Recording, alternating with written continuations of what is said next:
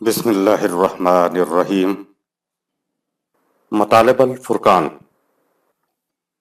سورہ الصافات، مکی، نمبر 37، آیت نمبر 1۔ قرآن مجید کی تفسیر خود قرآن مجید سے از علامہ غلام احمد پرویز صاحب، اخذ و تلخیص محمد اکبر دکشت بھارتواج، نظر ثانی ڈاکٹر انعام الحق۔ سورہ الصافات، مکی، نمبر 37۔ بسم اللہ الرحمن الرحیم۔ اے اللہ، میری تمام تر کوششوں کا مقصد ربوبیت عامہ کے لیے تیری صفات کو بانداز رحمانیت و رحیمیت معاشرے کے اندر ظہور میں لانا ہے۔ آیت نمبر 1۔ والصافات صفا، مجاہدین کی صف بستہ جماعتیں جو نظام خداوندی کے قیام و بقا کے لیے مستعد اور تیار کھڑی رہتی ہیں۔ آیت نمبر 2۔ فالزاجرات زجرا، اور حکومت خداوندی کا نظم و نسق چلانے والے جو مفسدین کو قانون شکنی سے روکتے ہیں۔ آیت نمبر 3۔ فالتالیات ذکرا، اور سارے مومنین جو قرآنی تعلیم کی پیروی کرتے ہیں۔ آیت نمبر 4۔ ان الہکم لواحد، ان سب کا وجود اس حقیقت کبریٰ کی عملی شہادت ہے کہ اقتدار و اختیار صرف ایک خدا کا ہے۔ مومنین کا مقصد و منتہا خدا کی حاکمیت قائم کرنا ہے، جس میں خدا کا نہیں، خود انسان کا اپنا فائدہ ہے۔ اوپر آیات 1 تا 3 میں جماعت مومنین کی خصوصیات بتائی گئی ہیں کہ وہ نظام خداوندی کے قیام و بقا کے لیے ہمیشہ سب مستعد و تیار رہتے ہیں۔ نظام کے قیام کے بعد نظام کے منتظمین مفسدین کو قانون شکنی سے روکتے ہیں۔ جماعت مومنین بشمول منتظمین قرآن کی تعلیم کی نظام کے اندر رہتے ہوئے پیروی کرتے ہیں۔ ان ساری سرگرمیوں کا مقصود و منتہا بتایا۔ اِنَّا الٰہَکُمْ لَوَاحِدٌ، سورہ 37 آیت نمبر 4۔ طبعی کائنات اور انسانی کائنات میں اقتدار و اختیار صرف ایک خدا کا ہے۔ طبعی کائنات میں خدا کا اقتدار و اختیار طبعی قوانین کی روح سے از خود قائم ہے، لیکن انسان کو اختیار و ارادہ دیا گیا ہے، تو اس اعتبار سے انسان کو اپنی کائنات میں برضا و رغبت قوانین خداوندی کے مطابق خدا کا اقتدار و اختیار قائم کرنا ہوتا ہے، تاکہ انسانی کائنات بھی طبعی کائنات سے ہم آہنگ ہو جائے۔ کائنات جب بالجبر خدا کے قوانین کے مطابق اپنی زندگی بسر کر رہی ہے تو اس میں خدا کا کوئی فائدہ نہیں ہے۔ فائدہ تو خود کائنات کا ہے کہ وہ بغیر کسی قسم کے باہمی ٹکراؤ کے بحسن و خوبی اپنی زندگی کی تکمیل کر رہی ہے۔ اگر کائنات کی طرح انسان بھی اپنے منشاء سے خدا کے قوانین کے مطابق زندگی بسر کرے تو اس میں بھی خدا کا کوئی فائدہ نہیں ہے۔ فائدہ ہے بھی تو وہ خود انسان کا ہے کہ یہ بغیر کسی قسم کے باہمی ٹکراؤ کے اپنی زندگی بسر کرتا چلا جائے گا، جس سے اس کی ذات کی بھی نشو و نما ہو جاتی ہے، اور نشو و نما یافتہ انسانی ذات زندگی بعد زندگی میں مزید ارتقائی مراحل طے کرنے کے قابل ہو جاتی ہے۔ انسانی کائنات میں یعنی انسانی معاشرہ میں خدا کے اقتدار کو قائم رکھنے میں، خدا کے اقتدار کو قائم کرنے میں خدا کا کوئی فائدہ نہیں ہے، بلکہ اس میں سراسر انسان کا اپنا ہی فائدہ ہے۔ جب انسان اپنے اعمال کو کائناتی قانون کے ساتھ ہم آہنگ کر لیتا ہے تو اس ہم آہنگی کی وجہ سے اس کی سعی و کاوش کا بھرپور نتیجہ خود انسان کی فلاح و بہبود کی صورت میں برآمد ہوتا ہے۔ جماعت مومنین کی سرگرمیوں کا مقصد بتانے کے بعد قرآن اگلی آیت میں کائنات کو بطور دلیل و ثبوت پیش کرتا ہے۔ آیت نمبر 5۔ رب السماوات والارض وما بينهما ورب المشارق، سامان نشو و نما دینے کے لیے اس کا نظام ربوبیت ساری کائنات میں جاری و ساری ہے، اور وہ سارے مشارق اور مغارب کا رب ہے۔ سورہ 17 آیت نمبر 40۔ مشارق و مغارب کا مفہوم۔ یہاں قرآن کریم مشرق کی جمع مشارق لایا ہے، دوسرے مقام پہ اس نے مغرب کی جمع مغارب بھی کہا ہے۔ سورہ 17 آیت نمبر 40۔ اس زمانے کے انسان کے ذہن میں تو یہ مشارق و مغارب نہیں آ سکتے تھے۔ سردیوں گرمیوں میں وہ سورج کو طلوع ہوتے دیکھتے ہوں گے تو زیادہ سے زیادہ ان کے ذہن میں 2 مشرق اور 2 مغرب آتے ہوں گے۔ آج معلوم ہوا ہے کہ سورج تو ہر روز ایک نئی سمت سے طلوع ہوتا ہے اور نئی سمت پر غروب ہوتا ہے، جس کی وجہ سے نماز کے اوقات میں فرق پڑتا رہتا ہے۔ یہی وجہ ہے کہ قرآن کریم نے مشارق و مغارب کہا ہے۔ سورج جب ہماری آنکھوں سے اجل ہوتا ہے تو ہم اسے غروب کہتے ہیں، ورنہ سورج تو پوری زمین پر سے کبھی غروب ہی نہیں ہوتا، یہ تو ہر وقت کسی نہ کسی خطۂ زمین پر طلوع اور غروب ہوتا رہتا ہے۔ آیت نمبر 6۔ إنا زينا السماء الدنيا بزينة الكواكب یقیناً ہم نے قریب ترین بلندی آسمان کو مختلف چمکدار کروں سے نہایت خوشنما اور دیدہ زیب بنایا ہے۔ سماعت دنیا کیا ہے؟ دنیا کے معنی ہیں قریب تر، سما کے معنی ہوتے ہیں بلندی، اور کواکب کے معنی ہیں کرے جو رات کو ہمیں چمکتے نظر آتے ہیں۔ جب ہمارے ہاں رات ہوتی ہے تو سورج کی روشنی کروں پر پڑتی ہے تو وہ چمکتے ہوئے اور نہایت خوبصورت نظر آتے ہیں۔ چاند بھی سورج کی روشنی پڑنے کی وجہ سے ہمیں چمکتا نظر آتا ہے۔ عام فہم الفاظ میں سماعت دنیا کے معنی ہیں وہ بلندی جو ہم سے قریب تر ہے۔ بلندیاں تو نہ جانے کتنی ہیں، لیکن قریب تر بلندی میں ہمیں رات کو چمکتے کرے نظر آتے ہیں۔ اگر آسمان صاف ہو تو چمکتے کروں کے بیک گراؤنڈ میں ہمیں نیلا رنگ نظر آتا ہے۔ شاعر ان کروں کو انجم کہتے ہیں۔ یہ نیلا رنگ ہماری نظر کی حد نگاہ ہے۔ بلندی کے اعتبار سے ہر کرے کو بھی آسمان کہتے ہیں۔ کہا کہ یہ کرے ویسے تو بڑے ہی ڈراؤنے ہیں، لیکن دوری کی وجہ سے اور چمکنے کی وجہ سے ہمیں بڑے ہی خوشنما دکھائی دیتے ہیں۔ قرآن کہتا ہے کہ یہ سلسلہ کائنات خدا کے نظام ربوبیت کو جاری و ساری رکھنے کے لیے قائم کیا گیا ہے۔ آیت نمبر 7۔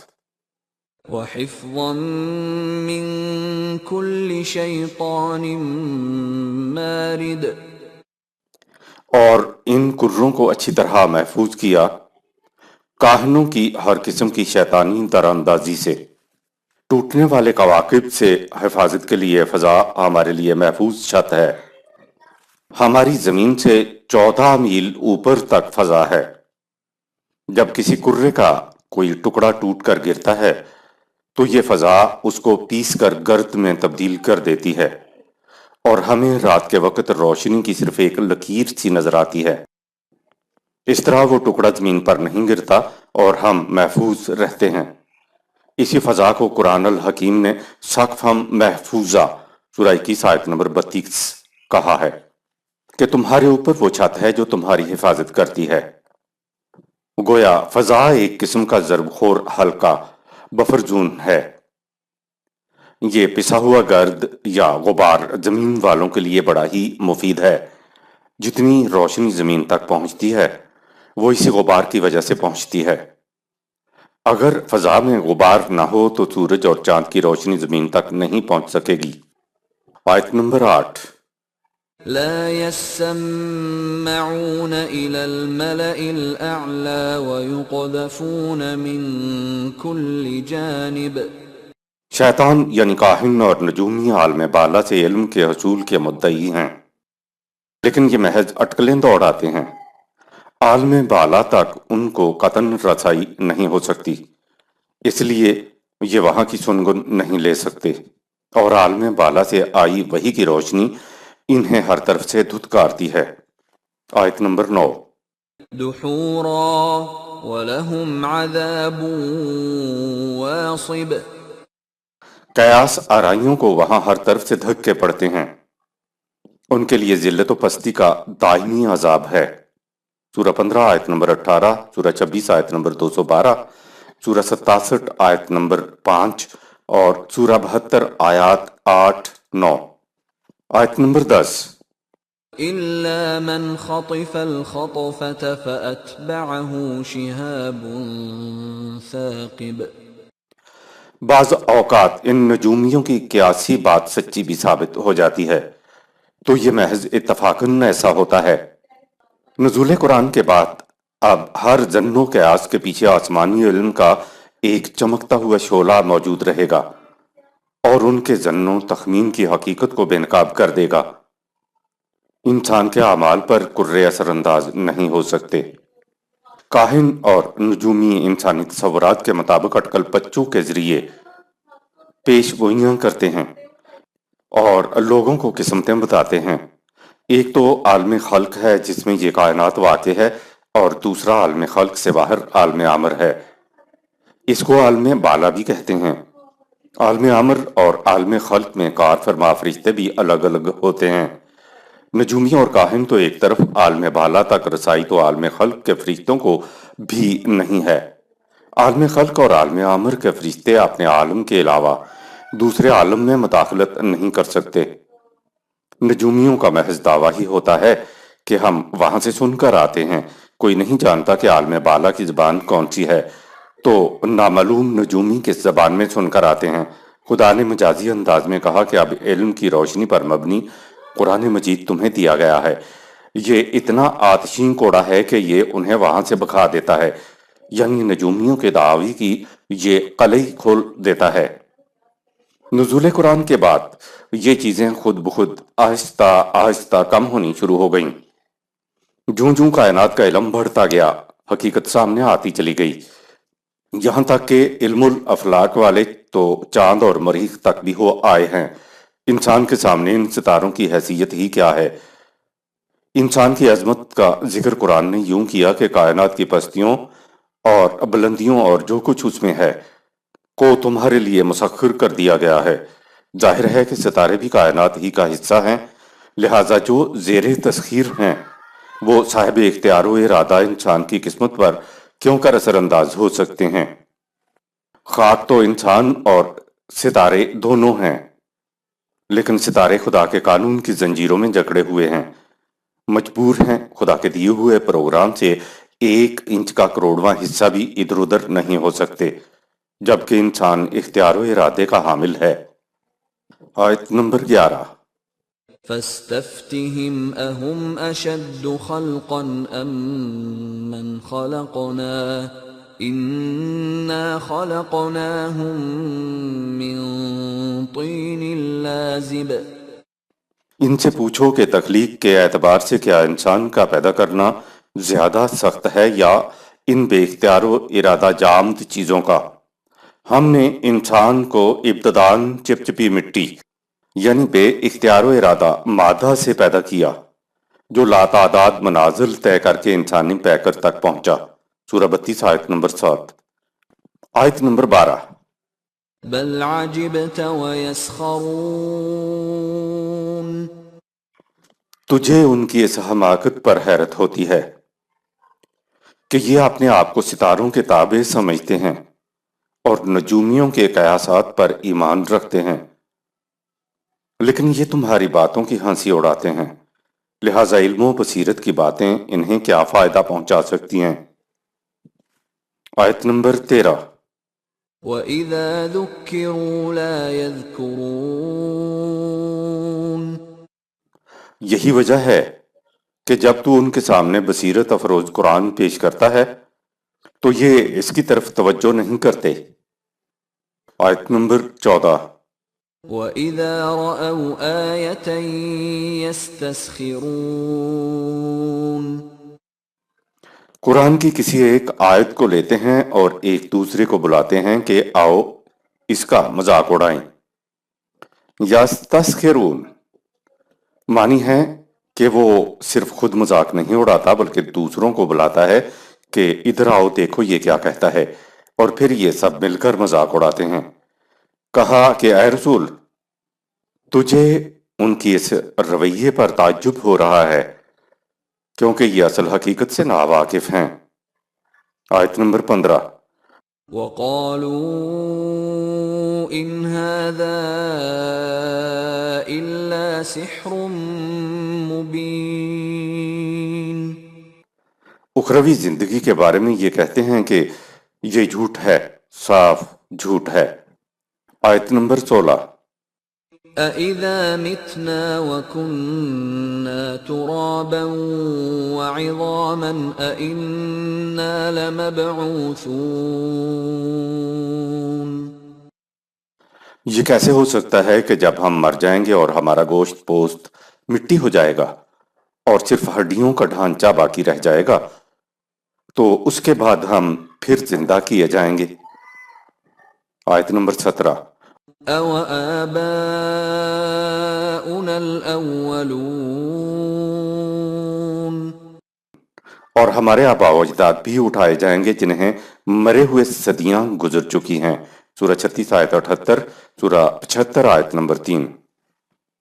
آیت نمبر 18۔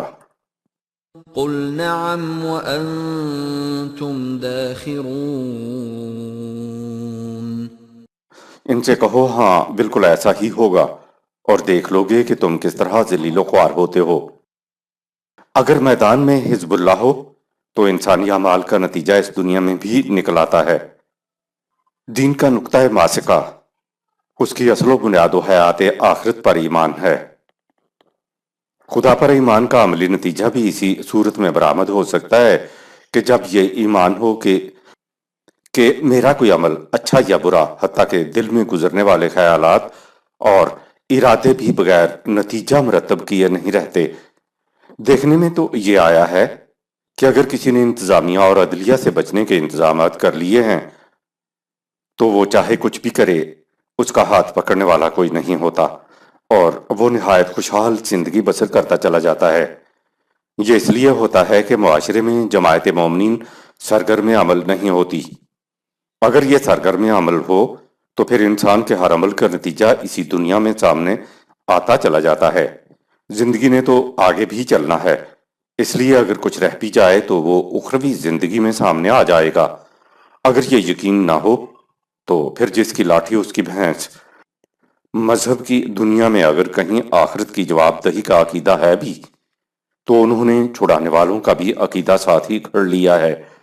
مثلا عیسائیت میں کفار کا عقیدہ، یہودیت میں چند دن کے عذاب کے بعد ان کے اکابرین چھڑا کر لے جائیں گے۔ اسی طرح ہمارے ہاں شفاعت رسول کا عقیدہ ہے، یعنی نہ کوئی یہاں پوچھنے والا ہے نہ وہاں کوئی پکڑ ہے۔ اگر قرآنی نظام قائم ہو جائے تو معاملات کو آخرت پر اٹھا رکھنے کی ضرورت نہیں پڑتی۔ نتائج اسی دنیا میں سامنے آ جاتے ہیں۔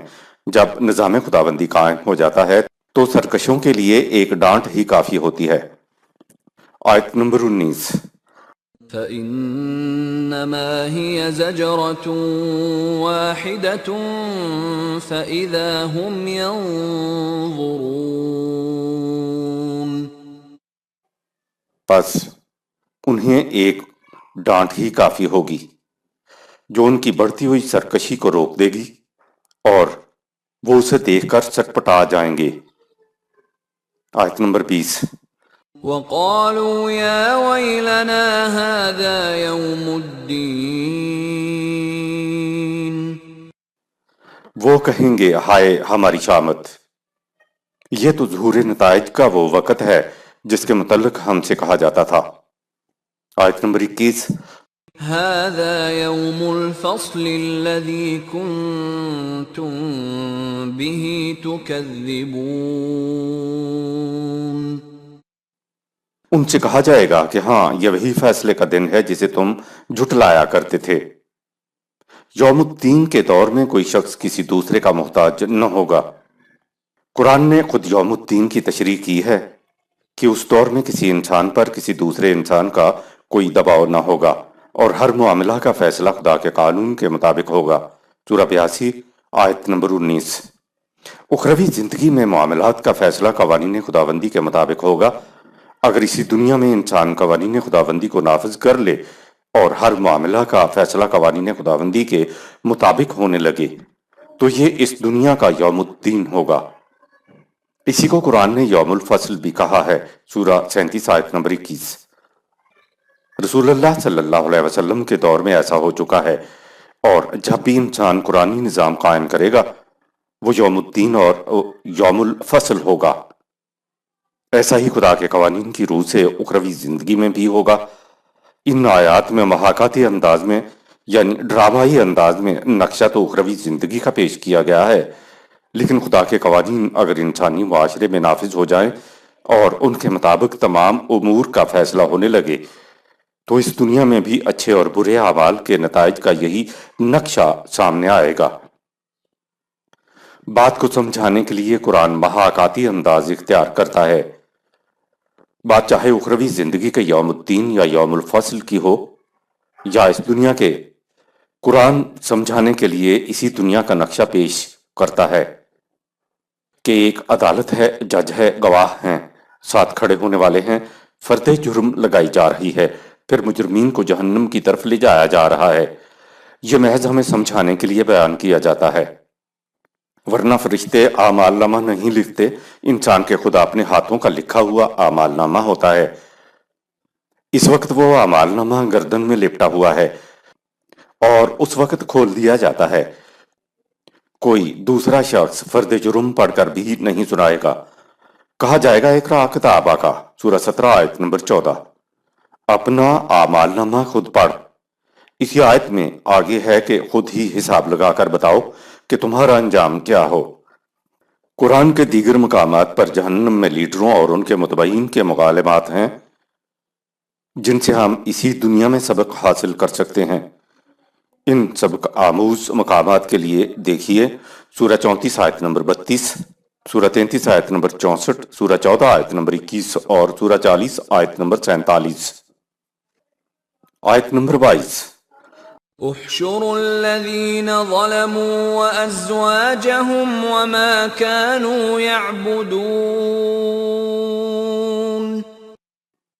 ارشاد ہوگا جمع کرو ان کو جو ظلم اور زیادتی کیا کرتے تھے، اور ان کے ساتھیوں کو بھی، اور انہیں بھی جنہیں یہ خدا کے قوانین کی اطاعت کرنے کی بجائے ان کی اطاعت کیا کرتے تھے۔ آیت نمبر 23۔ من دون اللہ فاہدوہم الى صراط الجحیم۔ پھر ان سب کو اکٹھا کر کے تباہی اور بربادی کے جہنم کی طرف لے جاؤ۔ آیت نمبر 24۔ وقفوہم انہم مسئولون۔ لیکن انہیں ذرا روکو تاکہ ان سے کچھ باتیں پوچھ لی جائیں۔ آیت نمبر 25۔ ما لکم لا تناصرون۔ بتاؤ کیا بات ہے کہ اس وقت تم ایک دوسرے کی مدد نہیں کر رہے ہو۔ آیت نمبر 26۔ بل هم اليوم مستسلمون۔ وہ اس کا کوئی جواب نہیں دے سکیں گے، ان سب کی نظریں نیچی اور گردنیں جھکی ہوئی ہوں گی۔ آیت نمبر 27۔ وَأَقْبَلَ بَعْضُهُمْ عَلَى بَعْضٍ يَتَسَاءَلُونَ۔ البتہ وہ ایک دوسرے کی طرف متوجہ ہو کر آپس میں سوال جواب کریں گے۔ آیت نمبر 28۔ قالوا انکم کنتم تأتوننا عن الیمین۔ وہ اپنے لیڈروں سے کہیں گے کہ تم ہمیں راہ راست سے روکنے کے لیے بڑے زبردست اسباب و ذرائع کے ساتھ آیا کرتے تھے۔ آیت نمبر 29۔ قالوا بل لم تکونوا مؤمنین۔ وہ لیڈر جواب دیں گے کہ یہ بات نہیں ہے، بلکہ بات یہ ہے کہ تم خود ہی سچی بات ماننے کے لیے تیار نہیں تھے۔ آیت نمبر 30۔ وما كان لنا عليكم من سلطان بل كنتم قوما طاغين۔ اور ہمارا تم پہ غلبہ و اختیار تو تھا نہیں جو ہم تمہیں بزور راہ راست سے باز رکھتے۔ صحیح بات یہ ہے کہ تم خود ہی حق کو صداقت سے سرکشی اختیار کرنا چاہتے تھے اور اب الزام ہمارے سر دھر رہے ہو۔ آیت نمبر 31۔ فحق علينا قول ربنا إنا لذائقون۔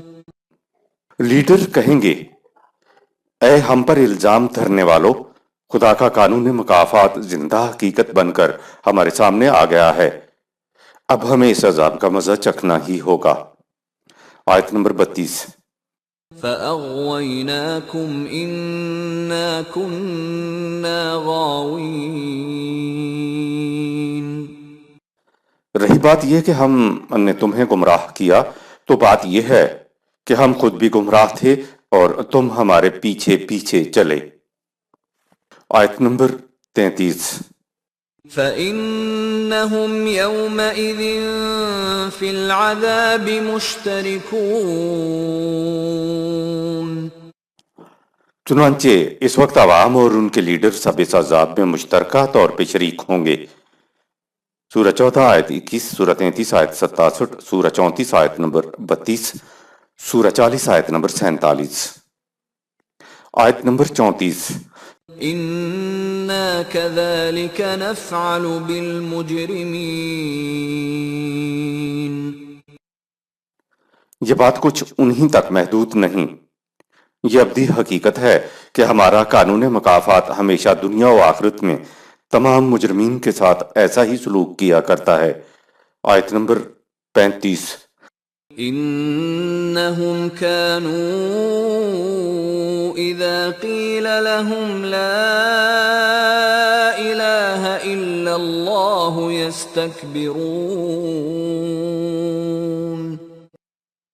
ان کا حال یہ تھا کہ جب ان سے کہا جاتا کہ اقتدار و اختیار صرف ایک خدا کا ہے، اس کے سوا اقتدار و اختیار کسی کا نہیں، تو وہ سرکشی اختیار کرتے تھے۔ آیت نمبر 36۔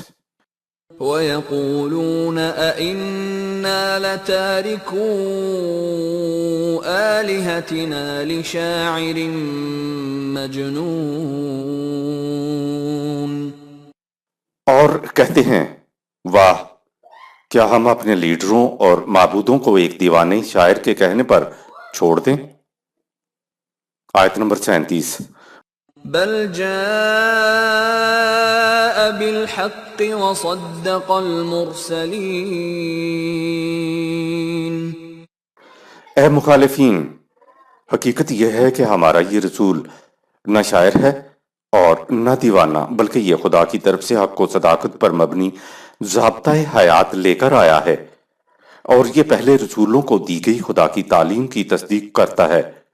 صدق کے معنی ہے کسی چیز کو سچ کر کے دکھا دینا، یعنی وہ دعاوی جو قرآن کر رہا ہے ان کا پورا کر کے دکھا دینا۔ کہا کہ یہ جو تمہارے سامنے پیش کیا جا رہا ہے یہ الحق ہے، یہ حقیقت بن کر سامنے آئے گا، اور جو انبیاء کرام نے خدا کی وحی پر مبنی دعاوی کیے تھے یہ ان کو بھی سچ کر دکھائے گا۔ آیت نمبر 38۔ انکم لذائق العذاب الالیم۔ یقیناً تم علم انگیز عذاب کا مزہ چکھنے والے ہو۔ آیت نمبر 39۔ وما تجزون الا ما کنتم تعملون۔ اور یہ عذاب خارج سے نہیں بلکہ یہ تو خود تمہارے اپنے ہی اعمال کا فطری نتیجہ ہوگا۔ آیت نمبر 40۔ الا عباد اللہ المخلصین۔ ہمارے وہ بندے جو بغیر کسی آمیزش کے ہمارے قوانین کے مطابق زندگی بسر کرتے ہیں وہ اس عذاب سے محفوظ رہیں گے۔ مخلصین کا مفہوم ہمارے ہاں اردو میں الفاظ مخلص، خلوص، خالص اور اخلاص کا مادہ وہی ہے جو مخلصین کا ہے۔ خالص چیز ہم اسی کو کہتے ہیں جس میں کسی قسم کی ملاوٹ نہ ہو۔ اس لفظ کے بنیادی معنی ہے آلائش سے الگ ہو جانا، یعنی اس میں آلائش و آمیزش کسی چیز کی نہ ہو۔ پہلے تو گھی وہی ہوتا تھا جو حیوانات کے دودھ سے حاصل کیا جاتا تھا، پھر نباتات سے حاصل کردہ ڈالڈا آیا، تو اس کا نام ہی ڈالڈا تھا۔ حیوانات کے دودھ سے حاصل کردہ کو گھی کہا جاتا تھا اور مصنوعی طریقے سے بنائے ہوئے کو ڈالڈا کہا جاتا تھا۔ آہستہ آہستہ اس کی روش ایسی عام ہوئی کہ ڈالڈا کا نام ہی گھی پڑ گیا۔ اب اسے گھی کہتے ہیں۔ دین تو وہی ہے جو خدا نے قرآن کی دفتین میں دے دیا ہے۔ آہستہ آہستہ روایات کے ذریعے دین میں ملاوٹ ہونا شروع ہوئی تو وقت گزرنے پر روایات کے ذریعے سمجھے جانے والے مذہب کو ہی دین سمجھ لیا گیا۔ جسے گھی کہا جاتا تھا اب اس کو دیسی گھی کہا جانے لگا، اور مصنوعی طریقے سے حاصل کردہ کو گھی کی جو خصوصیات کتابوں میں لکھی ہوئی ہیں وہ ڈالڈا میں نہیں، لیکن پھر بھی اس کو گھی ہی کہا جاتا ہے۔ یہ یاد رہے کہ مذہب دین کا ڈالڈا ہوتا ہے۔ ڈالڈا کے بعد بہت سی قسمیں نکلیں۔ اسی طرح دین جب مذہب میں تبدیل ہوا تو بہت سے فرقے وجود میں آ گئے۔ اب ہر فرقے کا اپنا اپنا ڈالڈا ہے۔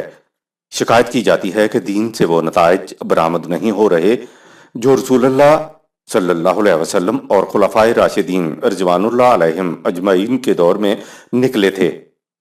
وہ نتائج کیسے نکلے جبکہ سرے سے دین ہی نہیں ہے؟ دین میں کوئی فرقہ نہیں ہوتا، کیونکہ ہر اختلافی رائے کو قرآنی حدود کے اندر رہتے ہوئے مشاورت کے ذریعے پرکھا جاتا ہے۔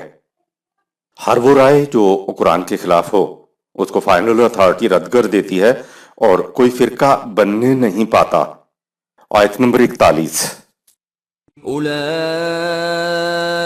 لهم رزق معلوم، یہی وہ لوگ ہیں جن کے لیے زندگی کی وہ خوشگواریاں اور آسائشیں ہوں گی جس کا ذکر قرآن میں جا بجا کیا گیا ہے۔ آیت نمبر 42۔ فواکہ وهم مکرمون، یہ سب ان کی محنت کے میٹھے پھل ہیں۔ یہ لوگ بڑے ہی صاحب عزت و تکریم ہوں گے۔ جنت چاہے دنیاوی زندگی کی ہو یا اخروی زندگی کی، اس میں تکریم انسانیت برقرار رہتی ہے۔ ہر انسان انسان ہونے کی جہت سے واجب التکریم ہے۔ سورہ 17 آیت نمبر 70۔ یہ دنیا ہو یا وہ دنیا جہاں انسان کے احترام میں کسی قسم کا فرق آتا ہے تو وہ نہ تو دین ہے نہ اسلام ہے اور نہ ہی وہ جنت ہے۔ دنیاوی جنت اور اخروی جنت میں انسانیت کا احترام برقرار رہے گا۔ جنت کی یہ پہلی نشانی ہے۔ اس کے بعد جنت میں جو رزق ملے گا اس سے کسی قسم کی سبکی، ذلت اور رسوائی محسوس نہیں ہوگی، بلکہ عزت و احترام میں نہ صرف اضافہ ہوگا بلکہ انسان اس کو محسوس بھی کر سکے گا، یعنی رزق عزت کے ساتھ دیا جائے گا۔ ایک اور جگہ پر کہا کہ جنتی معاشرے میں یہ لوگ خدا کے مہمان ہوں گے۔ مہمان کی کوئی بے عزتی نہیں کرتا۔ مہمان سے یہ نہ سمجھا جائے کہ وہ کوئی کام نہیں کریں گے، وہ ذمہ لگائے گئے کاموں کو بے احسن سر انجام دیں گے، لیکن دسترخوان پر مہمان ہوں گے۔ آیت نمبر 43۔ فی جنات النعیم، وہ خوشگواریوں کے باغات میں ہوں گے۔ آیت نمبر 44۔ علی سرر متقابلین، ایک دوسرے کے سامنے مساوی حیثیت سے شاہ نشینوں پر بیٹھے ہوں گے۔ آیت نمبر 45۔ یطاف علیہم بکأس من معین، ان کی مجلسوں میں بلا روک ٹوک سب کے لیے زندگی بخش ایسے پیالے اگردش میں ہوں گے جن میں جاری چشموں کا ٹھنڈا اور خوشگوار پانی ہوگا۔ آیت نمبر 46۔ بیضاء لذۃ للشاربین، مشروب وہ ہوگا جو دیکھنے میں نہایت صاف، شفاف، برف جیسا اور پینے میں بے حد لذیذ۔ آیت نمبر 47۔ لا فیہا غول ولا هم عنہا ینزفون، نہ مشروب میں ضرر یا سرگرانی ہوگی اور نہ ہی مدہوشی اور بدمستی اور نہ ہی اس کے کیف و سرور اور لذت میں کمی ہوگی۔ سورہ 56 آیت نمبر 19۔ آیت نمبر 48۔ وعندهم قاصرات الطرف عین، اس زندگی میں مردوں اور عورتوں کو بڑی آنکھوں والے عفت و پاکیزگی کے مجسمے اور شرم و حیا کے پیکر ساتھی ملیں گے۔ حور اور حور عین کا مفہوم قرآن کریم میں ہمیں دو لفظ ملتے ہیں اور دوسرا عین ہے۔ عام تراجم میں آپ کو ملے گا کہ جنت میں مومنوں کو جو بیویاں ملیں گی وہ حور ہوں گی۔ عربی زبان میں حور کے معنی ہے نہایت پاکیزہ و شفاف سیرت، جس میں کوئی دھبا نہ ہو۔ اس کے علاوہ یہ لفظ مؤنث اور مذکر دونوں کے لیے آتا ہے، یعنی پاکیزہ سیرت، شفاف سیرت و کردار کے مرد اور عورت دونوں کے لیے یہ لفظ آتا ہے۔ ویسے بھی لفظ حور جمع کا صیغہ ہے، لہذا مرد اور عورت جو پاک، صاف، شفاف سیرت والے ہوں گے انہیں حور کہا جائے گا۔ انگریزی میں مسٹر لین نے حور کا ترجمہ کیا ہے پیور اینڈ کلین انٹلیکٹ، صاف و شفاف عقل۔ ایسی عقل کے بالمقابل عقل فریبکار یا عقل عیار ہے۔ حور معنی پر مشتمل عقل مرد کی بھی ہو سکتی ہے اور عورت کی بھی ہو سکتی ہے۔ عربی زبان کی روح سے مرد بھی حور ہو سکتے ہیں اور عورتیں بھی۔ دوسرا لفظ حور کے ساتھ جو قرآن میں آتا ہے وہ ہے عین۔ عمومی تراجم میں اس لفظ کو بھی مؤنث کہا جاتا ہے، یعنی بڑی بڑی سفید آنکھوں والیاں۔ حالانکہ حور لفظ کی طرح یہ لفظ بھی جمع کا صیغہ ہے اور مرد و عورت دونوں کے لیے بولا جاتا ہے۔ قرآن کریم نے جہاں حور یا عین ہو اس میں پاکیزہ سیرت، پیور اینڈ کلین انٹلیکٹ یعنی صاف و شفاف عقل کے اوصاف سے متصف افراد مرد و زن دونوں آئیں گے۔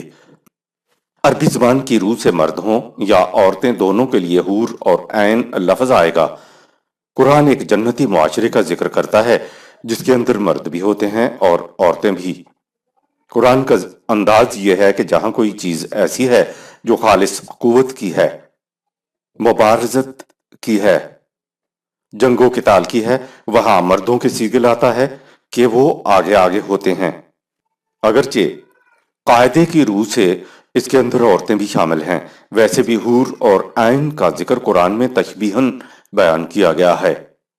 یہ قانون کا ایک بنیادی اصول ہے کہ انگریزی زبان میں جو افعال وربز ہیں وہ تو مؤنث اور مذکر دونوں کے لیے ایک ہی آتے ہیں، لیکن اس میں ضمائر پروناؤنز مختلف ہوتے ہیں۔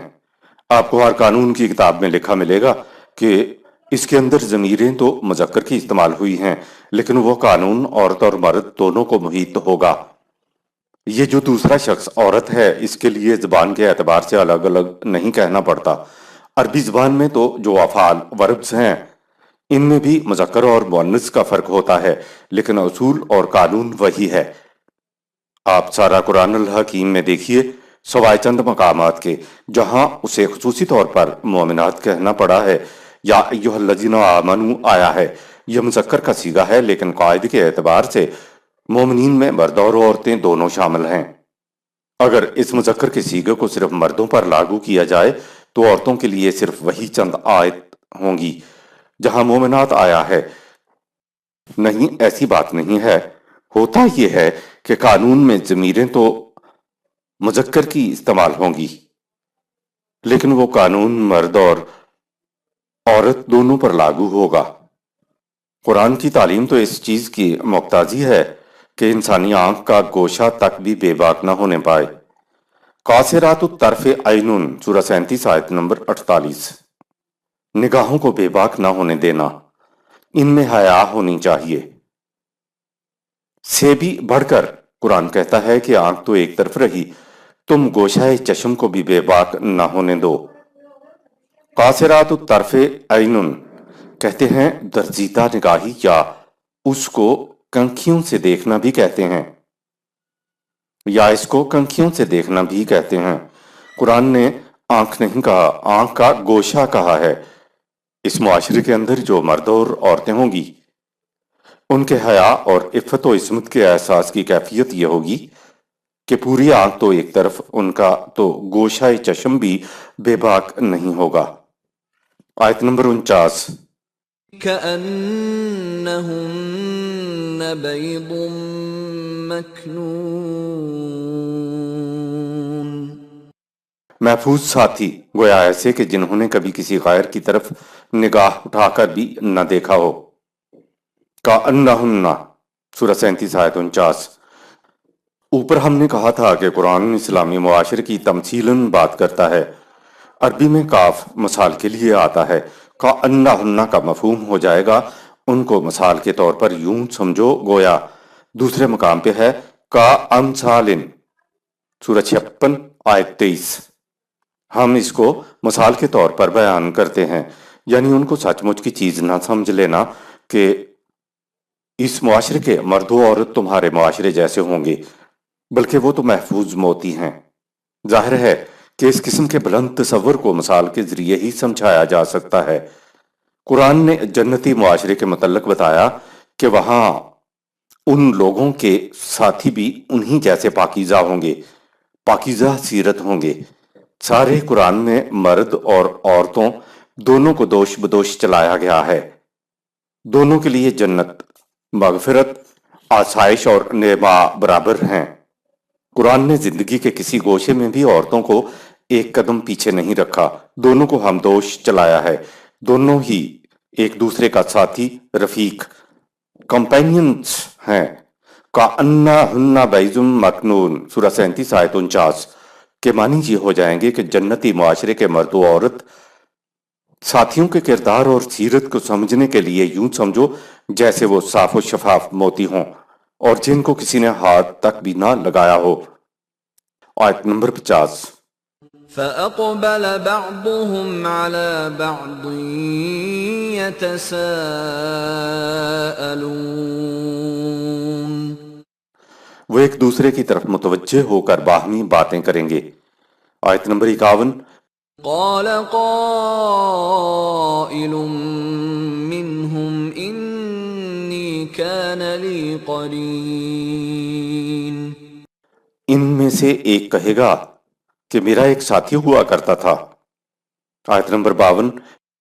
يقول أئنك لمن المصدقين۔ وہ مجھ سے کہا کرتا تھا کہ کیا تم بھی ان باتوں کو سچا مانتے ہو کہ۔ آیت نمبر 53۔ أَإِذَا مِتْنَا وَكُنَّا تُرَابًا وَعِظَامًا أَإِنَّا لَمَدِينُونَ۔ جب ہم مر جائیں گے اور ہمارا جسم مٹی ہو جائے گا اور ہم ہڈیوں کے ڈھانچے رہ جائیں گے تو ہم دوبارہ زندہ کیے جائیں گے تاکہ اپنے اعمال کا بدلہ پائیں۔ آیت نمبر 54۔ قال هل أنتم مطلعون۔ اس سے کہا جائے گا کہ تم ذرا ادھر جھانک کر دیکھو تو صحیح۔ آیت نمبر 55۔ فاطلع فرآه في سواء الجحيم۔ جھانکنے پر وہ دیکھے گا کہ اس کا وہی ساتھی جہنم کے بالکل درمیان میں ہے۔ آیت نمبر 56۔ قال تالله إن كدت لتردين۔ جھانکنے والا کہے گا کہ خدا کی قسم اگر میں تیری بات مان لیتا تو تو مجھے اپنے ساتھ تباہ کر دیتا۔ آیت نمبر 57۔ ولولا نعمت ربی لکنت من المحضرین۔ اگر مجھ پر میرے رب کا فضل نہ ہوتا آج اس کی طرح جہنم میں عذاب میں محفوظ ہوتا۔ آیت نمبر 58 59۔ افما نحن بمیتین الا موتتنا الاولى وما نحن بمعذبین۔ جھانکنے والا کہے گا ہے نا یہ حقیقت کہ اب ہم پہلی موت کے بعد کبھی مرنے والے نہیں اور نہ ہم پر عذاب ہوگا۔ آیت نمبر 60۔ ان ھذا لہو الفوز العظیم۔ یقیناً یہ بہت بڑی کامیابی ہے جو ہمیں مل گئی ہے۔ اہل جنت کے درمیان نشستوں کی ترتیب اور باہمی مکالمات۔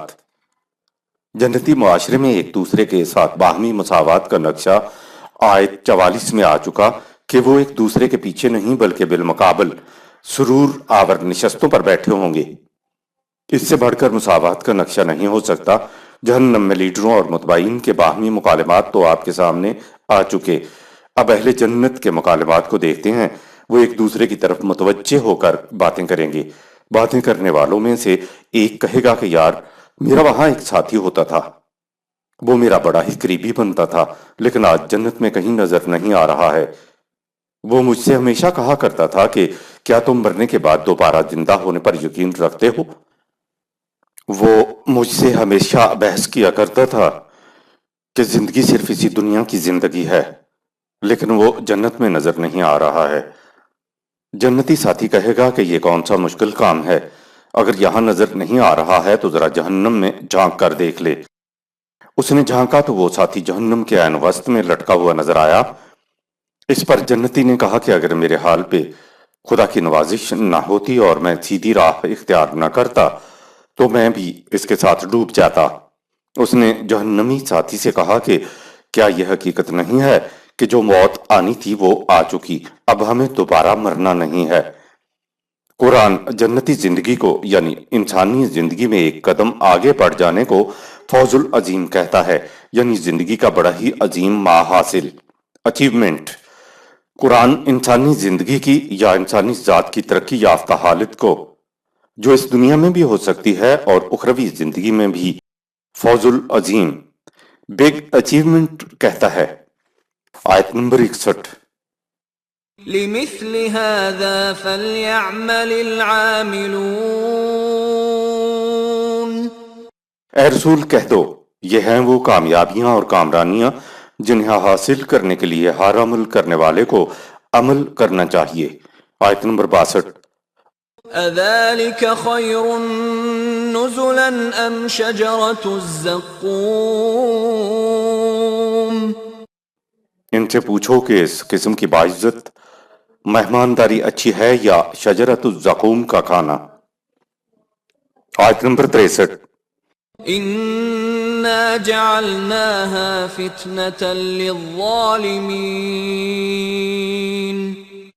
یاد رکھو شجرت الزقوم یعنی ظلم و استبداد سے حاصل کرتا رزق انسان کے لیے وبال جان بن جایا کرتا ہے۔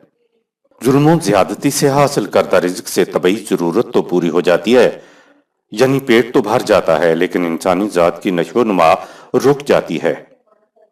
آیت نمبر 64۔ إنها شجرة تخرج في أصل الجحيم۔ شجرت الزقوم ایسا درخت ہے جس میں کبھی پھل نہیں لگتا اور جو جہنم کی جڑ میں اگتا ہے، اس کے کھانے سے ارتقاء کی راہیں مسدود ہو جاتی ہیں۔ آیت نمبر 65۔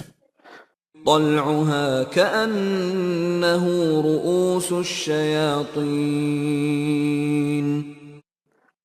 شجرت الزقوم کا خوشہ ایسا جیسے ناگ پھنوں کا زہر سے بھرا ہوا سر ہو، یا مستبد سرداروں کے سر جن میں تکبر و نخوت بھرا ہوا ہوتا ہے۔ آیت نمبر 66۔ فإنهم لآكلون منها فمالئون منها البطون۔ وہ لوگ اسی کو کھا کر پیٹ بھریں گے۔ شجرت الزقوم کیا ہے؟ قرآن نے جنت کے رزق کو رزق کریم کہا ہے، یعنی ایسا رزق جس کے لینے میں، جس کے کھانے میں تکریم، عزت نفس اور عظمت برقرار رہے۔ یہ رزق ایسے دیا جائے گا جیسے کوئی اپنے مہمان کو عزت کے ساتھ کھانا پیش کرتا ہے۔ اس کے لیے کہا نزلاً، سورہ 37 آیت نمبر 62۔ یہ خدا کی مہمانی ہے۔ جہنمی لوگوں کی خوراک بتائی شجرت الزقوم۔ یہ بات یاد رہے کہ یہ سب کچھ مثال کے طور پر بیان کیا گیا ہے۔ ریگستان میں تھور پودا اگتا ہے، اس میں بھی ایک قسم کو ناگ پھنی کہتے ہیں۔ इसका खोशा सांप के फन जैसा होता है। अरब इसको जकूम कहते थे, यानी बदतरीन जहर आलूद पौधा। कड़वा होने की वजह से उसे कोई भी नहीं खाता। लुग़वी मानी के बाद मजाजी तौर पर हर वो शय जो वबाल जान बन जाए उसको अरब जकूम कहते थे। बताया यह है कि जहन्नम में जो कुछ दिया जाएगा वो वबाल जान बन जाएगा। ऐसा रिज़्क किन को दिया जाएगा? अगली आयत में बताया कि जुल्म और इस्तबदाद से हासिल करदा रिज़्क इस दुनिया में भी वबाल जान बन जाया करता है और उखरवी जिंदगी में भी ऐसा ही कुछ दिया जाएगा वो वबाल जान बन जाए। जुल्म ही जुर्म अजीम है।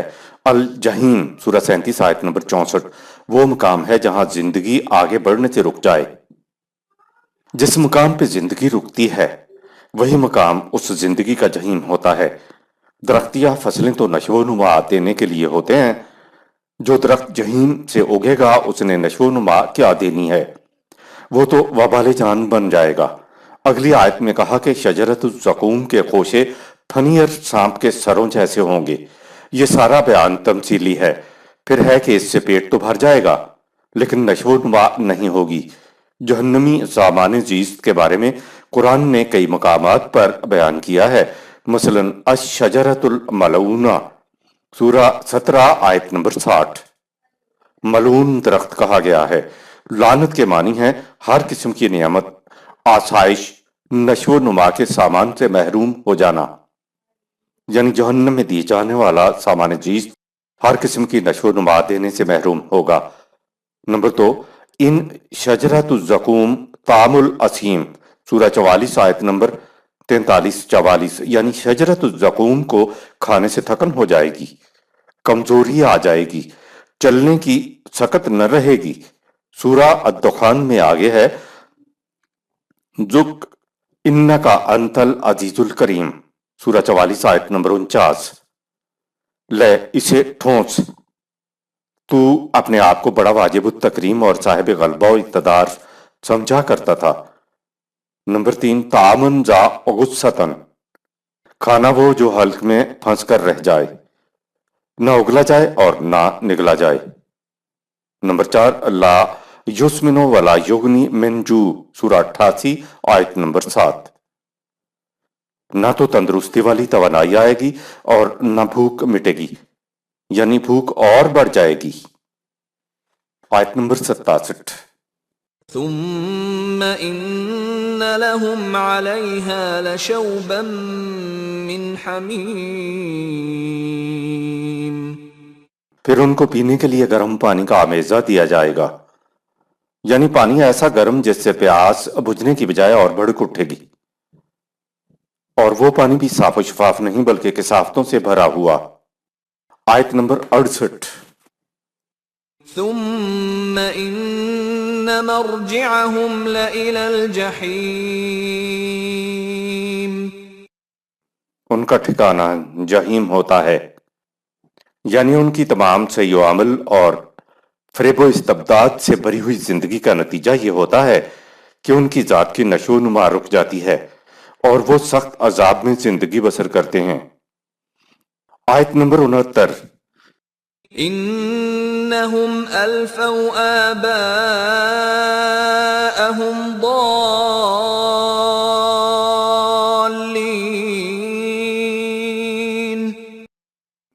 उन्होंने अपने आबाओ अजदाद को गुमराही में पाया।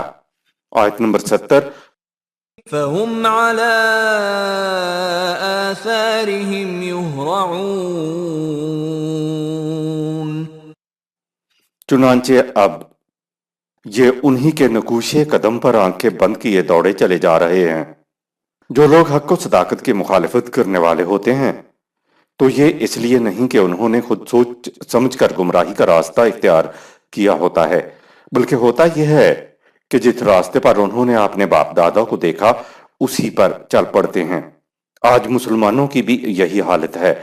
नहीं सोचते कि जिस दीन से जो नताइज उस दौर में बरामद हुए थे आज बरामद नहीं हो रहे हैं, तो क्या हम दीन पर कायम हैं या मजहब पर। आयत नंबर 71 وَلَقَدْ ضَلَّ قَبْلَهُمْ أَكْثَرُ الْأَوَّلِينَ इनसे पहले हो गुजरी बहुत सी कौमें भी اسی طرح غلط راستہ اختیار کرتی رہیں۔ آیت نمبر 72۔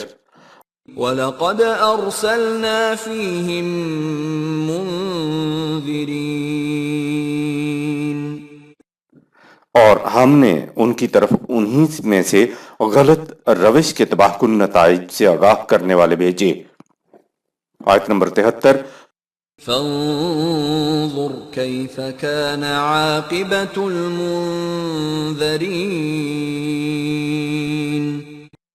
سو دیکھو جن کو تباہ کن نتائج سے آگاہ کیا گیا اور وہ باز نہ آئے تو ان کا کیا انجام ہوا۔ آیت نمبر 74۔ إلا عباد الله المخلصين، اس برے انجام سے صرف ہمارے مخلص بندے ہی محفوظ رہتے ہیں۔ آیت نمبر 75۔ وَلَقَدْ نَادَانَا نُوحٌ فَلَنِعْمَ الْمُجِيبُونَ، مخلص بندوں میں سے نوح علیہ السلام نے ہمیں پکارا تو دنیا نے دیکھ لیا کہ ہم نے کس بہترین طریق سے اس کی پکار کا جواب دیا۔ خدا کو پکارنے کے معنی اس کے قانون کو پکارنے کے ہیں۔ خدا کے طبعی قانون کے مطابق ایک سیلاب آنے والا تھا جس کے متعلق حضرت نوح علیہ السلام کو بتا دیا گیا تھا۔ اس سے بچنے کے لیے حضرت نوح علیہ السلام نے پکارا تو جواب میں کہا کہ طبعی آفات سے بچنے کے لیے دوسرے طبعی قانون سے مدد لو۔ کہا کہ سیلاب سے بچانے کا قانون ہم بتاتے ہیں، تم ہماری نگرانی میں ایک کشتی بناؤ۔ سورہ 11 آیت نمبر 37۔ تو تم اور تمہارے ساتھی سیلاب سے بچ جائیں گے۔ اس زمانے میں کشتی بنانا انسان کو نہیں آتا تھا، اس لیے کہا کہ ہماری نگرانی میں کشتی بناؤ، ہم تمہیں بتاتے جائیں گے اور تم بناتے چلے جاؤ۔ اس میں ہمارے لیے سبق ہے کہ ایک طبعی قانون کی ہلاکت سے بچنے کے لیے خدا کے دوسرے طبعی قانون کا سہارا لو، وہ حفاظت کر دے گا۔ حضرت نوح علیہ السلام کی پکار کے جواب میں خدا نے سیلاب سے بچانے والے قانون کی طرف رہنمائی فرمائی تھی۔ یہ تھا حضرت نوح علیہ السلام کی پکار کا خدا کی طرف سے جواب۔ آیت نمبر 76۔ وَنَجَّيْنَاهُ وَأَهْلَهُ مِنَ الْكَرْبِ الْعَظِيمِ، اور ہم نے نوح اور اس کے ساتھیوں کو بہت بڑے حادثے سے محفوظ رکھا۔ انسانوں کی دنیا میں خدا کے وعدے انسانوں کے ہاتھوں پورے ہوتے ہیں۔ اگر خدا کے بتائے ہوئے طریقہ پر حضرت نوح علیہ السلام اور اس کے ساتھی کشتی نہ بناتے تو وہ سیلاب سے نہیں بچ سکتے تھے۔ خدا اپنی ذمہ داریاں، اپنے وعدے، اپنے اعلانات انسانوں کی دنیا میں انسانوں کے ہاتھوں پورا کراتا ہے۔ اس کے لیے ضروری ہے کہ جماعت مومنین یعنی حزب اللہ موجود ہو جو اس کے قانون کے مطابق کام کرے، کیونکہ کام خدا کے قانون کی روح سے ہوتے ہیں۔ اس لیے انسانوں کے ذریعے ہونے والے کاموں کو خدا اپنی طرف منسوب کر لیتا ہے کہ کہا نجائی نہ ہو۔ سورہ 37 آیت نمبر 76۔ ہم نے انہیں بچا لیا۔ کیوں بچا لیا؟ اس لیے کہ انہوں نے خدا کی رہنمائی کے مطابق اس کے قانون کے مطابق کام کر کے کشتی بنائی اور بچ گئے۔ خدا براہ راست نہیں بچاتا۔ اگر خدا براہ راست بچایا کرتا تو کشتی کی ضرورت نہ تھی۔ براہ راست بچانے میں تو یہ ہوتا کہ حضرت نوح علیہ السلام اور اس کے ساتھی کشتی بنائے بغیر سیلاب سے بچ جاتے، سیلاب انہیں کچھ نہ کہتا اور مخالفین سیلاب میں غرق ہو جاتے۔ ایسا نہیں ہوا۔ جماعت مومنین کا کام ہی یہ ہے کہ وہ انسانی دنیا میں انسانوں کے لیے خدا کے کام کرے۔ ہجرت کے بعد مسلمانوں نے مدینہ میں نظام خداوندی قائم کر لیا اور یوں انہیں قوت بھی حاصل ہو گئی تھی۔ کچھ مسلمان مکہ میں رہ گئے تھے جن پر قریش بڑے مظالم کیا کرتے تھے۔ سورہ النساء میں ہے کہ انہوں نے ہمیں پکارا کہ یا اللہ ہمیں کسی طرح ان ظالموں کی بستی سے نکال، یا کوئی ایسا دوست ہمدرد بھیج جو ان کے مظالم کو روک سکے۔ خدا نے مکہ کے مسلمانوں کی براہ راست مدد نہیں کی۔ اگر وہ چاہتا تو ان کو براہ راست یا فرشتوں کے ذریعے وہاں سے نکال سکتا تھا، لیکن نہیں۔ خدا نے مدینہ کے مسلمانوں سے کہا کہ تم سنتے نہیں ہو کہ وہ ہمیں پکار رہے ہیں؟ تمہیں کیا ہو گیا ہے کہ تم جا کر ان کی مدد نہیں کرتے؟ ہم ہوتے تو کہتے کہ اے اللہ انہوں نے ہمیں نہیں پکارا ہے، تمہیں پکارا ہے، تو تم خود ان کی مدد کرو، ہمیں کیوں تنگ کر رہے ہو؟ دیکھا آپ نے خدا انسانی دنیا میں براہ راست مداخلت نہیں کرتا، وہ انسانوں کے ذریعے انسانوں کی بہبود کے کام کراتا ہے، بشرطے کہ جماعت مومنین میدان میں ہو۔ اگر جماعت مومنین نہ بھی ہو تو خدا نے انسان کے اندر جذبات رکھ دیے ہیں جو کسی پر مظالم دیکھ کر بھڑک اٹھتے ہیں اور لوگ اکٹھے ہو کر ظالم کی کلائی مروڑ دیتے ہیں۔ ایک اور مقام ملاحظہ فرمائیں، خدا نے کہا نحن نرزقکم و ایاہم، سورہ 6 آیت نمبر 151، ہم تمہیں بھی رزق دیتے ہیں اور تمہاری اولاد کو بھی۔ لیکن خدا نے رزق کبھی بھی براہ راست نہیں دیا، وہ قرآن میں قدم قدم پہ جماعت مومنین سے کہتا ہے کہ تم ان کے رزق کا انتظام کرو، وہ چھپر پھاڑ کر کسی کو رزق نہیں دیتا۔ آگے آتا ہے کہ اور ہم نے اس داستان کو آنے والی نسلوں کے لیے محفوظ رکھ لیا۔ اس میں محفوظ رکھ لینے والی بات یہ اصول ہے کہ طبعی آفات سے بچنے کے لیے دوسرا طبعی طریقہ اختیار کرو۔ آیت نمبر 77، وَجَعَلْنَا ذُرِّيَّتَهُ هُمُ الْبَاقِينَ، اس کے مخالفین سب تباہ ہو گئے اور نوح کی ذریت ہی باقی رہی۔ آیت نمبر 78، وَتَرَكْنَا عَلَيْهِ فِي الْآخِرِينَ، اور ہم نے اس داستان کو آنے والی نسلوں کے لیے محفوظ رکھ لیا۔ آیت نمبر 89، سلام علی نوح فی العالمین، اس طرح نوح علیہ السلام کو اقوام عالم میں امن و سلامتی کا پیغمبر ہونے کا مقام حاصل ہوا۔ آیت نمبر 80، انا کذالک نجزی المحسنین، نوح ہی نہیں، ہم ہر اس شخص کو جو قوانین خداوندی کے مطابق حسن کارانہ انداز میں زندگی بسر کرے ایسا ہی بدلہ دیتے ہیں۔ آیت نمبر 81، انہ من عبادنا المؤمنین، یقیناً وہ ہمارا عبد تھا اور ہمارے قوانین کی صداقت پر یقین رکھنے والوں میں سے تھا۔ آیت نمبر 82، ثم اغرقنا الاخرین، اور ہم نے باقیوں کو جنہوں نے کشتی نہیں بنائی تھی غرق کر دیا۔ خدا براہ راست نہ بچاتا ہے اور نہ ہی غرق کرتا ہے، یہاں کہا ہے اغرقنا، ہم نے غرق کر دیا۔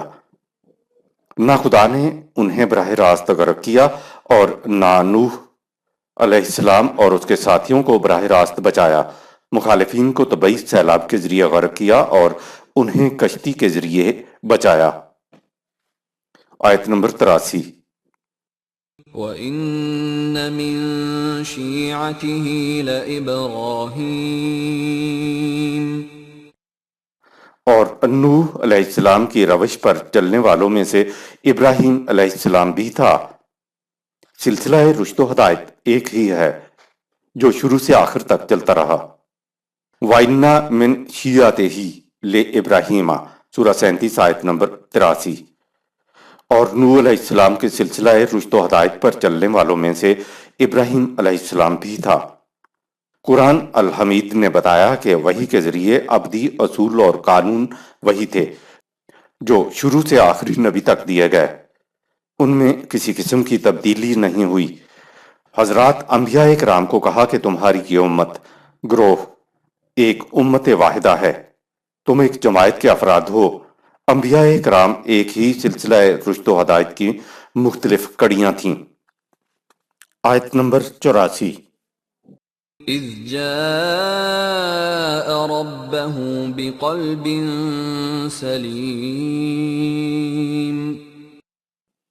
وہ اپنے رب کے قوانین کی طرف ایسے قلب سلیم کے ساتھ آیا جو حق و صداقت کے سامنے بلا تعمل جھک جائے، ذہنی طور پر تسلیم کر لینے کے بعد اس کے مطابق عمل پیرا ہونا قلب سلیم کی کیفیت ہے۔ حضرت ابراہیم علیہ السلام کی خصوصیت کبریٰ یہ بتائی کہ جاء ربہ بقلب سلیم، سورہ 37 آیت نمبر 84، وہ اپنے رب کے قوانین کی طرف قلب سلیم کے ساتھ آیا۔ قرآن کے ایک اور مقام پہ تو اہل جنت کے متعلق بھی ہے، کہ وہی جو قلب سلیم لے کر آئے گا وہ جنت میں جانے والا ہوگا۔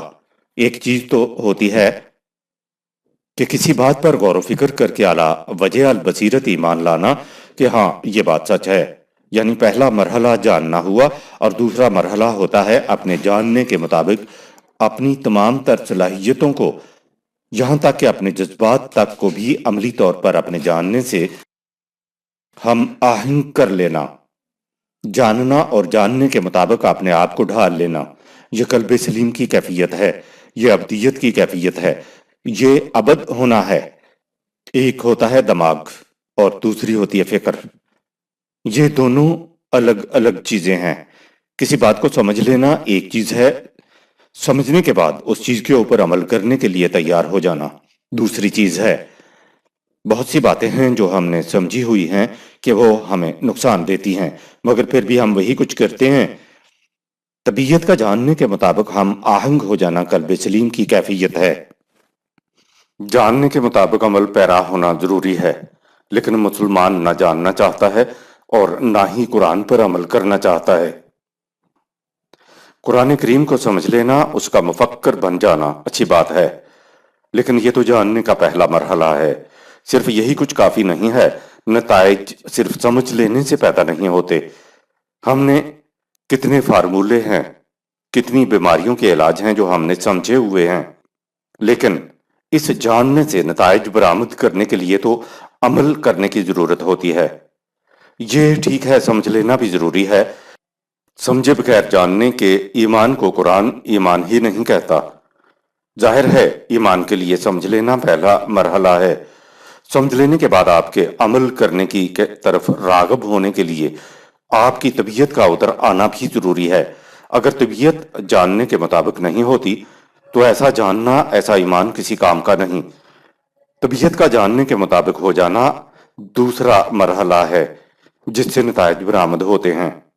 یہ دونوں مرحلے ہم آہنگ ہوں تو قلب سلیم بنتا ہے، انسان عبد بنتا ہے تو کڑوی بات، لیکن حقیقت یہ ہے کہ ہم ایمان نہیں لائے، ہم قومی یا نسلی مسلمان ہیں، کیونکہ ہم نے دل و دماغ کی تسکین کے بعد قرآن کی صداقتوں کو تسلیم نہیں کیا ہے، ان پر ہم نے غور و فکر ہی نہیں کیا ہے۔ اگر کر لیتے تو کم از کم دماغی طور پر، ذہنی طور پر تو ہم مومن ہو جاتے۔ اگلا قدم بس عبد بننے کا رہ جاتا۔ مسلمانوں کی ناکامی کو دنیا اسلام کی ناکامی تصور کرتی ہے۔ ہم کیوں نہیں جرت کے ساتھ اعتراف کر لیتے کہ آج مسلمانوں کے اندر اسلام نہیں ہے؟ معذرت خواہانہ انداز میں کہتے ہیں کہ ہم پھر بھی اچھے ہیں۔ مغرب کو دیکھیں کتنی فحاشی ہے، وہ شراب پیتے ہیں، جوا کھیلتے ہیں، لیکن ہم اپنے ہاں کی فحاشی کو نہیں دیکھتے۔ کیا فحاشی ختم کرنے اور شراب چھوڑنے سے اسلامی نظام قائم ہو جاتا ہے؟ نہیں، اس کے لیے تو قوانین خداوندی پر مبنی نظام کی ضرورت ہوتی ہے۔ اسلام ناکام نہیں ہوا، مسلمان ناکام ہوئے ہیں۔ ہم اسلام کے نہ ہونے کا اعتراف کرنے کی جرت اس لیے نہیں کرتے کہ پھر دنیا کہے گی کہ تم مسلمان کیوں کہلاتے ہو۔ ہم یہ کہہ کر کہ اسلام ہمارے اندر ہے، اسلام کو بدنام کر رہے ہیں۔ نہ تو ہم نے غور و فکر کرنے کے بعد علی وجہ البصیرت قرآنی حقائق کو تسلیم کیا ہے، اور نہ ہماری صلاحیتیں اور جذبات قرآنی حقائق سے ہم آہنگ ہیں۔ خدا کا عبد بننے سے ہم کوسوں دور ہیں۔ پیدائشی اعتبار سے تو کوئی بچہ بھی نہ مومن ہوتا ہے اور نہ کافر۔ اسے ہوش سنبھالنے کے بعد علی وجہ البصیرت غور و فکر کرنے کے بعد مسلمان یا کافر ہونا پڑتا ہے۔ اسے اقدار خداوندی پر ایمان لانا یا انکار کرنا پڑتا ہے۔ ہر نماز میں ہم اقرار کرتے ہیں ایاک نعبد، سورہ 1 آیت نمبر 4، ہم تیری ہی عبدیت بجا لاتے ہیں، یعنی ہم تیرے ہی قوانین کی اطاعت کرتے ہیں۔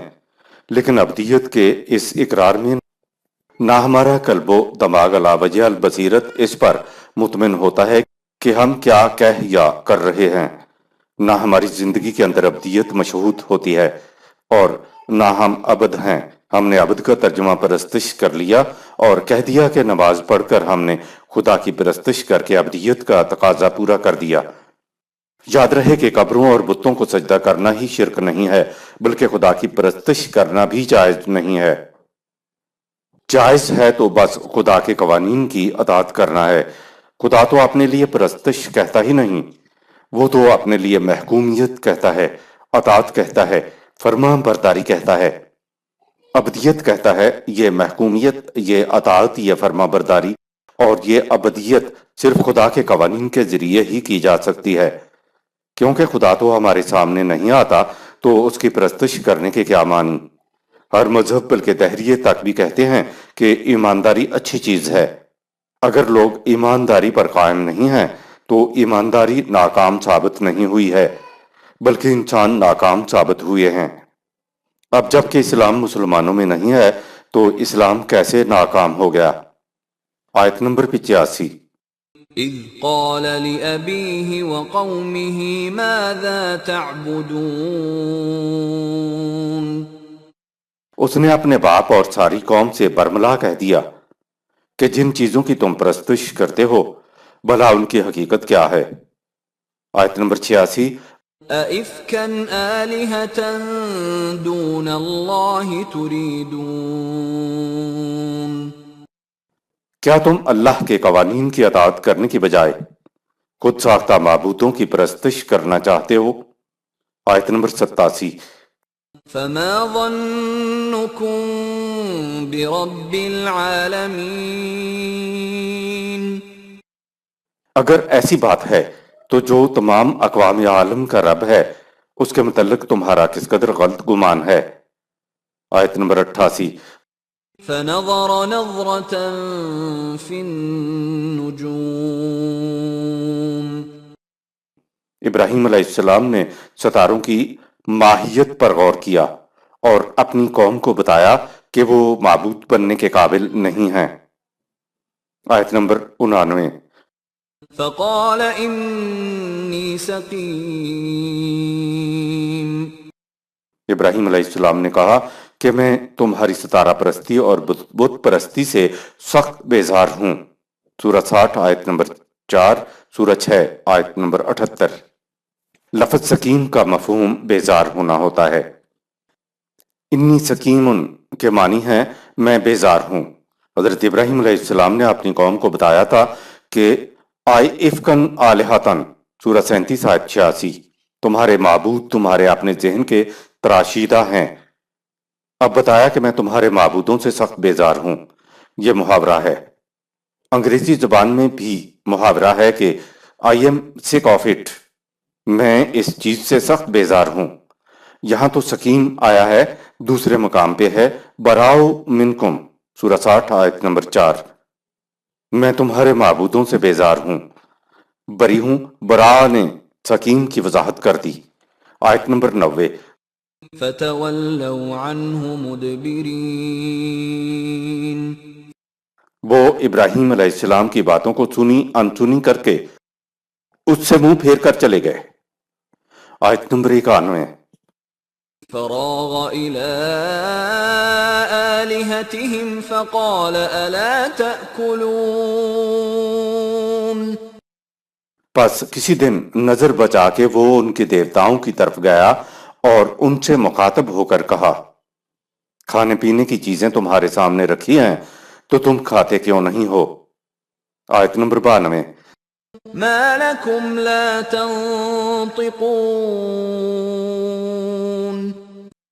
کیا بات ہے کہ تم التجا کرنے والوں سے بولتے کیوں نہیں ہو؟ آیت نمبر 93. فراغ عليهم ضربا باليمين پھر ان کے بتوں پر بھرپور وار کیا اور انہیں توڑ ڈالا. سورہ 21 آیت نمبر 60. آیت نمبر 94. فأقبلوا إليه يزفون جب یہ ماجرا دیکھا تو لوگ غصے سے بھرے ہوئے ابراہیم علیہ السلام کی طرف لپکے. آیت نمبر 95. قال أتعبدون ما تنحتون ابراہیم علیہ السلام نے کہا ذرا سوچو کہ تم ان بتوں کی پرستش کرتے ہو جنہیں خود اپنے ہاتھوں سے تراشتے ہو. آیت نمبر 96. والله خلقكم وما تعملون ابراہیم علیہ السلام نے کہا ذرا سوچو کہ تم ان بتوں کی پرستش کرتے ہو جنہیں تم خود اپنے ہاتھوں سے تراشتے ہو۔ آیت نمبر 96۔ واللہ خلقکم وما تعملون۔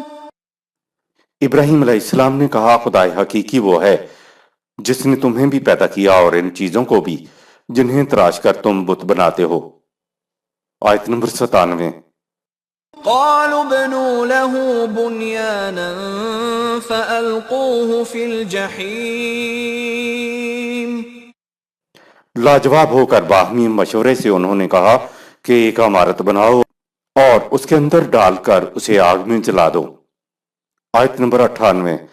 فأرادوا به كيدا فجعلناهم الأسفلين۔ انہوں نے ابراہیم علیہ السلام کے خلاف ایک چال چلنی چاہی لیکن ہم نے ان کی چال کو ناکام بنا کر انہیں نیچا دکھا دیا۔ حضرت ابراہیم علیہ السلام کو آگ میں نہیں ڈالا گیا تھا۔ قرآن بتا رہا ہے کہ انہوں نے ابراہیم علیہ السلام کو آگ میں جلا ڈالنے کی ایک چال چلنی چاہی لیکن ہم نے ان کی چال کو ناکام بنا دیا، یعنی وہ ابراہیم علیہ السلام کو آگ میں نہیں ڈال سکے۔ اگر وہ آگ میں ڈال دیتے تو ان کی چال تو کامیاب تھی، لیکن خدا کہہ رہا ہے کہ ہم نے ان کی چال کو ناکام بنا کر انہیں نیچا دکھا دیا۔ ایک دوسرے مقام پہ ہے نجیناہ، سورہ 21 آیت نمبر 71۔ ہم نے اسے نجات دی۔ نجات کے معنی ہیں کسی خطرے میں پڑنے سے پہلے ہی کسی کو خطرے سے دور لے جانا، اس کو محفوظ کر دینا۔ لہٰذا خدا حضرت ابراہیم علیہ السلام کو خطرے میں پڑنے سے قبل ہی دور لے گیا۔ یہ ہے نجیناہ، سورہ 21 آیت نمبر 71۔ اس سے پہلے کہ وہ اپنی اسکیم پر عمل درآمد کرتے، حضرت ابراہیم علیہ السلام اپنے بھتیجے حضرت لوط علیہ السلام کے ساتھ وہاں سے ہجرت کر گئے۔ نجیناہ سورہ 21 آیت نمبر 71 ظاہر کر رہا ہے کہ حضرت ابراہیم علیہ السلام کو آگ میں ڈالا ہی نہیں گیا تھا۔ آیت نمبر 99۔ وقال انی ذاہب الی ربی سیہدین۔ چنانچہ ابراہیم علیہ السلام نے یہ کہتے ہوئے وہاں سے ہجرت کر لی کہ میں اپنے رب کی طرف جا رہا ہوں، وہ یقیناً میری رہنمائی ایسے ماحول کی طرف کر دے گا جو اس کے نظام کے قیام کے لیے سازگار ہو۔ سورہ 29 آیت نمبر 26۔ آیت نمبر 100۔ رب هب لی من الصالحین۔ سازگار ماحول کی طرف ہجرت کے بعد حضرت ابراہیم علیہ السلام نے کہا اے میرے رب تو مجھے ایسی اولاد عطا فرما جو شرف انسانیت کی صلاحیتیں لیے ہوئے ہو۔ آیت نمبر 101۔ فبشرناہ بغلام حلیم۔